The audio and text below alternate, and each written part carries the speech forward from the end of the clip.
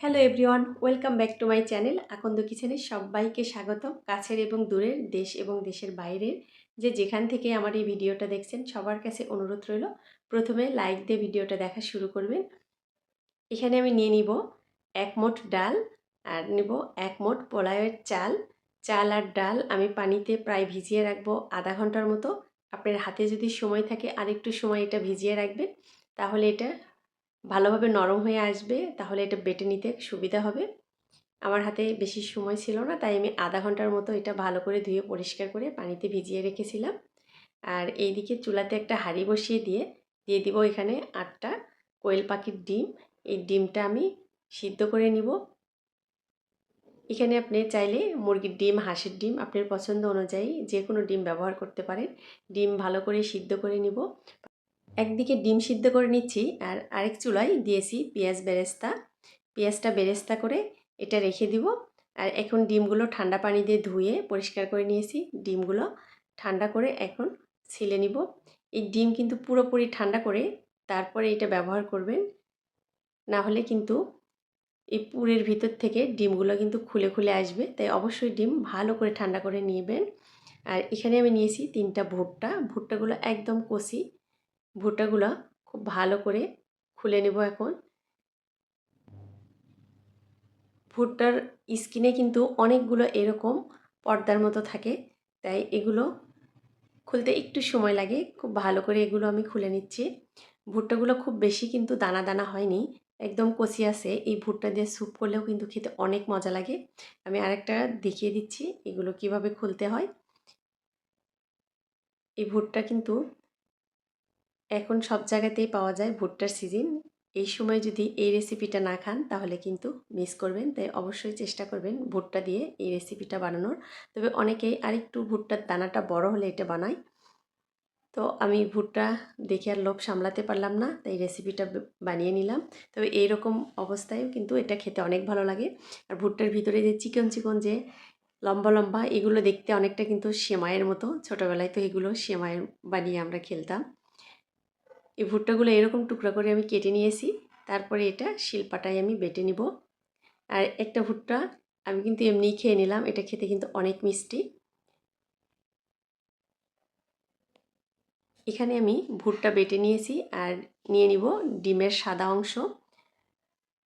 চাইলে আপনি কুসুমটাও ব্যবহার করতে পারবেন, তবে কুসুম সহ ব্যবহার করলে তেলের ভিতরে একদম ফেনা ফেনা হয়ে যায়। নিয়ে নিলাম চিলি ফ্লেক্স, গরম মশলা গুঁড়া, নিয়ে নিলাম চাল আর ডাল, এটা বেটে নিয়েছি।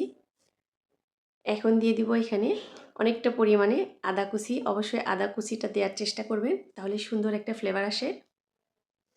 দিয়ে দিলাম পরিমাণ মতো কাঁচামরিচ কুচি। দিয়ে দিব একদম চিকন করে মিহি করে কাটা 1 মোট পেঁয়াজ কুচি। আর দিয়ে দিলাম একদম ফ্রেশ আদা রসুন বাটা। অবশ্যই আদা রসুন বাটাটা ফ্রেশ নেওয়ার চেষ্টা করবেন। দিয়ে দিলাম 1 ফালি লেবুর রস। লেবুর রস দিলে ভুট্টার একটা কিন্তু ফ্লেভার থাকে, অনেকে এটা হয়তো পছন্দ করেন না।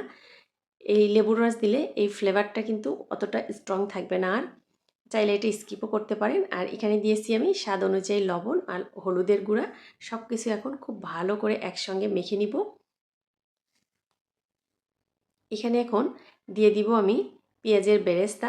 পেঁয়াজের বেরেস্তা দিলে কিন্তু এর ফ্লেভারটা একদম স্ট্রং আসে। চেষ্টা করবেন পেঁয়াজের বেরেস্তা দেওয়ার।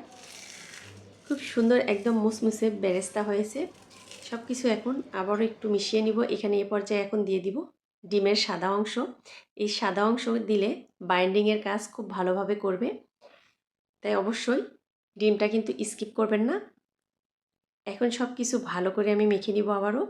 এখন এটা মেখে এক সাইডে রেখে দিব। তাহলে এখানে ডাল চালের পরিবর্তে আপনি বেসন ব্যবহার করতে পারবেন বা ময়দা আটা ব্যবহার করতে পারবেন আপনার পছন্দ অনুযায়ী। হাতে একটু এই পুর নিলাম আর এর ভিতরেই দিয়ে দিলাম ডিম। আমি কিভাবে তৈরি করলাম দেখিয়ে দিচ্ছি। আপনি চাইলে আপনার পছন্দ অনুযায়ী যে কোনো শেপ দিয়ে এটা তৈরি করে নিতে পারেন। আমি একদম সিম্পলভাবে তৈরি করে নিলাম। একে একে সবগুলো এইভাবে তৈরি করে তেলে আলতোভাবে ছেড়ে দিব।